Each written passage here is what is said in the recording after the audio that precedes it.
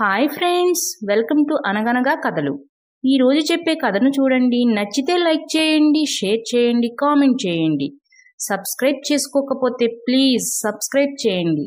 అలాగే నోటిఫికేషన్ కోసం పక్కనే ఉన్న బెల్ ఐకాన్ ప్రెస్ చేయండి.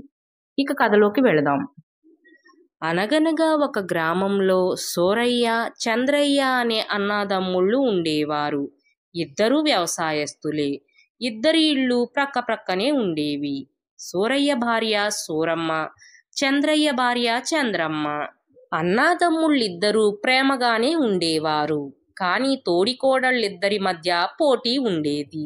ఏమండి అక్క బంగారపు హారం చేయించుకుంది, ఎంత బాగుందో, నాకు కూడా అలాంటిది చేయించండి అని పరుగు పరుగున వచ్చి అడగసాగింది చంద్రమ్మ. చంద్రమ్మ వదినంటే వాళ్ళ తమ్ముడు పెళ్ళుంది కాబట్టి ఆ ఇంటి ఆడపిల్లగా ఏదో బంగారపు హారం చేయించుకుంది, నీకెందుకే ఇప్పుడు అన్నాడు చంద్రయ్య. మనం కూడా పెళ్లికి వెళ్తాంగా, నేను కూడా ఆ ఇంటి ఆడపిల్ల లాంటి దాన్నేగా, అందుకే నేను కూడా గొలుసు చేయించుకుంటానండి అంది చంద్రమ్మ. ఇది బాగానే ఉందే, తోచి తొయ్యనమ్మా తోడికోడలు పుట్టింటికి వెళ్ళినట్టు వాళ్ళింట్లో శుభకార్యానికి నువ్వు బంగారపు గొలుసు చేయించుకోవటం ఏంటే అన్నాడు చంద్రయ్య. ఇవన్నీ నాకు తెలియదండి, అక్క చేయించుకుంది, నేను కూడా చేయించుకోవాలి. మీరు చేయిస్తారా చేయించరా? పంట డబ్బు కూడా చేతికొచ్చేసింది, ఇంకా డబ్బులు లేవని వంక మాత్రం చెప్పొద్దు. ఇప్పుడే వెళ్ళి హారం తెచ్చేసుకుందాం, ఇంకా పెళ్లికి 4 రోజులే ఉంది అంటూ తొందర చేయసాగింది చంద్రమ్మ. ఎంత చెప్పినా అర్థం చేసుకోవే, సరే పద వెళదాం అంటూ నగల దుకాణానికి బయలుదేరారు చంద్రయ్య, చంద్రమ్మ. తీరా దుకాణానికి వెళ్ళిన తరువాత అక్కడి హారాలను చూసిన తరువాత గాని తెలియలేదు చంద్రయ్యకి, చంద్రమ్మకి వాళ్ళ దగ్గర ఉన్న డబ్బు హారం చేయించుకోవడానికి సరిపోవని. చంద్రమ్మ, ఈ సంవత్సరం పంటలు బాగా పండలేదుగా, అందుకే కాస్త డబ్బు తక్కువగా వచ్చిందే. ఈసారి పంటలు బాగా పండినప్పుడు నీకు నిజంగా ఆ హారం చేయిస్తాను. ఇప్పటికి నీ దగ్గర ఉన్న గొలుసులేవో వేసుకుని ఆ పెళ్లికి వెళ్ళొచ్చేసేయి అన్నాడు చంద్రయ్య. అలా ఎలా కుదురుతుంది? అక్కేమో కొత్త గొలుసు వేసుకుంటుంది, నేనేమో పాతవి వేసుకోవాలా? అలా ఏం కుదరదు, నేను కూడా పెద్ద హారం చేయించుకుని పెళ్లికి వేసుకోవాల్సిందే. నువ్వేం చేస్తావో నాకు తెలియదు అంటూ గొడవ పెట్టుకోసాగింది చంద్రమ్మ. చంద్రమ్మ, చూస్తున్నావుగా మన దగ్గర ఉన్న డబ్బేమో సరిపోవటం లేదు, గొలుసు కోసం అప్పు చేయమంటావా? ఎందుకు అప్పులు చేయటం? కాస్త ఒక్క సంవత్సరం ఆగావనుకో, నీకు కావాల్సిన గొలుసు చేయిస్తాను గదా. అందాక నకిలీ హారం చేయించుకుని అదే బంగారపు హారం అని చెప్పి వేసుకో. ఈలోపు సంవత్సరం అయ్యేసరికి కాస్త డబ్బు వస్తుంది, అప్పుడు అలాంటిదే బంగారపు హారం చేయించుకుందు, దాంతో ఎవరికి అనుమానం కూడా రాదు అన్నాడు చంద్రయ్య. ఇక చంద్రయ్య చెప్పగా అయితే ఇప్పటికి నకిలీ హారమే కొనుక్కుంటాను, కానీ సంవత్సరం తరువాత అలాంటిదే బంగారపు హారం చేయించాలి, సరేనా? అలా చేయిస్తానని నువ్వు ఒప్పుకుంటేనే నేను ఇప్పుడు నకిలీ హారం కొనుక్కుంటాను అంది చంద్రమ్మ. అలాగేనే పద నకిలీ దుకాణానికి వెళదాం అని నకిలీ నగల దుకాణానికి వెళ్ళి అక్కడ హారాలను చూడసాగారు. ఒక హారాన్ని చూడగానే, ఏమండి అక్క చేయించుకున్న హారం కూడా ఇలాగే ఉంది, అందుకే నేను కూడా ఇదే హారం తీసుకుంటానండి అని ఆ హారం తీసుకుని ఇంటికి వచ్చి రాగానే సూరమ్మ వద్దకు వచ్చి, అక్క నేను కూడా నీలాంటి హారమే చేయించుకున్నాను చూడు అని ఆ హారం చూపించింది. అవును, నాలాంటి హారమే అచ్చంగా, చాలా బాగుంది అంది సూరమ్మ. అలా చంద్రమ్మ తన హారాన్ని బంగారపు హారంగా చూపించి ఆనందంగా ఇంటికి వెళ్ళిపోయింది. అయితే చంద్రమ్మ వెళ్ళిపోయిన వైపే బాధగా చూస్తూ నిలబడిపోయింది సూరమ్మ. ఏంటి సూరమ్మ, అంత దిగులుగా ఉన్నావేంటి అని అప్పుడే అక్కడికి వచ్చిన సూరయ్య అడిగాడు. దిగులుగా ఉండక ఏం చేయమంటారు? మీ తమ్ముడు చూడండి, భార్య ఇలా అడిగిందో లేదో అలా బంగారపు హారం చేయించాడు, మీరు ఉన్నారు, అడిగినందుకు నకిలీ హారం చేయించారు అని కాస్త కోపంగా చెప్పింది సూరమ్మ.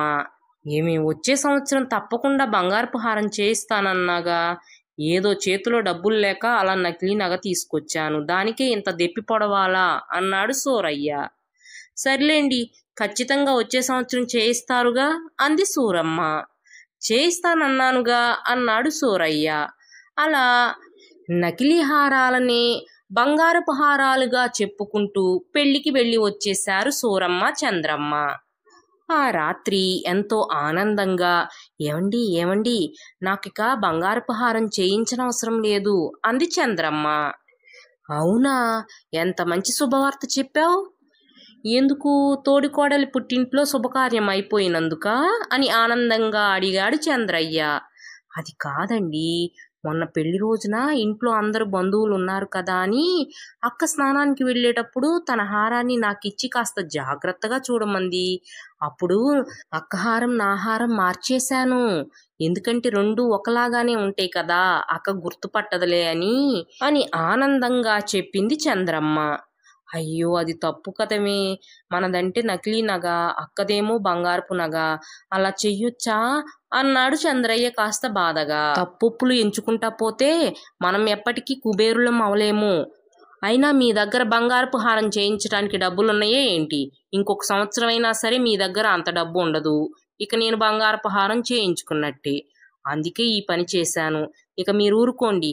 అయినా మీ అన్నయ్య ఆస్తి పంపకాలలో తేడా చేసి మీకు తక్కువ ఆస్తే ఇచ్చారులేండి. ఇప్పుడు మన ఆస్తిని మనం తెచ్చుకున్నాం అంతే. ఇక మీరేమీ మాట్లాడకండి, ఎక్కడా ఈ విషయం గురించి చెప్పకండి అంది చంద్రమ్మ. చంద్రయ్యకు బాధగానే ఉన్నా సర్లే, బంగారపు హారం అయితే చేయించొద్దందిగా, అది చాలు అని తనకు తాను సర్ది చెప్పుకున్నాడు. ఇక ఇక్కడ సూరమ్మ, ఏమండి ఏమండి నాకు సంవత్సరం తర్వాత బంగారపు హారం చేయిస్తానన్నారుగా, ఇక చేయించనవసరం లేదులేండి అని ఆనందంగా చెప్పింది భర్తకి. అవునా, ఎందుకు వద్దంటున్నావు అని ఆశ్చర్యంగా అడిగాడు సూరయ్య. అదా, మొన్న మా తమ్ముడి పెళ్లికి మీ తమ్ముడు వాళ్ళు వచ్చారుగా, ఆ రోజు స్నానానికి వెళుతూ చంద్రమ్మ హారాన్ని నాకిచ్చి వెళ్ళింది.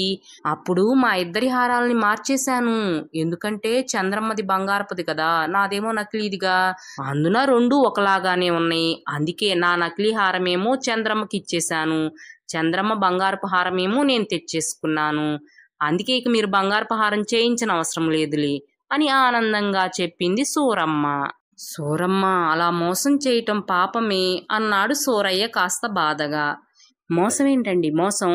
మనం ఎంత న్యాయంగా ఉండి ఆస్తి పంచినా సరే మీ తమ్ముడు భార్య చుట్టాలందరిళ్ళ దగ్గర మనం మోసం చేసి ఆస్తి ఎక్కువ తీసుకున్నామని చెప్పారు. ఇప్పుడు అదే మోసం చేసి చూపించాను. ఇదేం తప్పు కాదు, పాపం కాదు, మీరు భయపడకండి అంది సూరమ్మ. అంతే అంటావా? ఏదైతేలే, నన్నైతే బంగారపు హారం చేయించొద్దన్నావుగా, అది చాలులే అని సరిపెట్టుకున్నాడు సూరయ్య.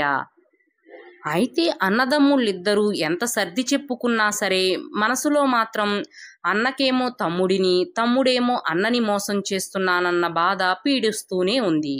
ఇక కొన్ని రోజుల తరువాత ఆ బాధని తట్టుకోలేక నిజం చెప్పేయాలని నిర్ణయించుకున్నారు అన్నదమ్ముళ్ళిద్దరూ.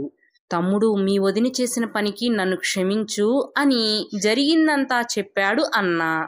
చెప్పి, తమ్ముడు, ఈసారి పంట డబ్బులు చేతికి అందగానే నీకు ఇచ్చేస్తాను. నువ్వు బంగారపు హారం చేయించి మరదలకి ఇచ్చేసేయి. అప్పుడు మరదల పిల్లకి ఎలాంటి అనుమానము రాదు అన్నాడు అన్న. అన్నయ్య, నేను కూడా అదే విషయం చెప్దామని వచ్చాను. చంద్రమ్మది కూడా నకిలీ నగే. చంద్రమ్మ కూడా వదినిది బంగారపు హారం అనుకుని హారాల్ని మార్చేసింది.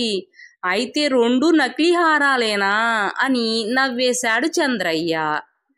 అవునా తమ్ముడు, రెండు నకిలీ హారాలేనా? ఫోన్లే, ఇప్పుడు ఆనందంగా ఉంది. అవి నకిలీ నకలని తెలిసే వరకు మనల్ని బంగారపు హారాలు చేయించమని ఇబ్బంది పెట్టర్రా. అప్పటి వరకు మనం ప్రశాంతంగా ఉండొచ్చురా తమ్ముడు అని ఆనందపడసాగాడు సూరయ్య. అవునన్నయ్యా అని చంద్రయ్య కూడా ఆనందించసాగాడు. ఫ్రెండ్స్, ఈ కథ మీకు కూడా నచ్చిందనే అనుకుంటున్నాను. Thanks for watching. మరో మంచి కథతో మళ్ళీ కలుద్దాం. అప్పటి వరకు సెలవు. Take care. బాయ్.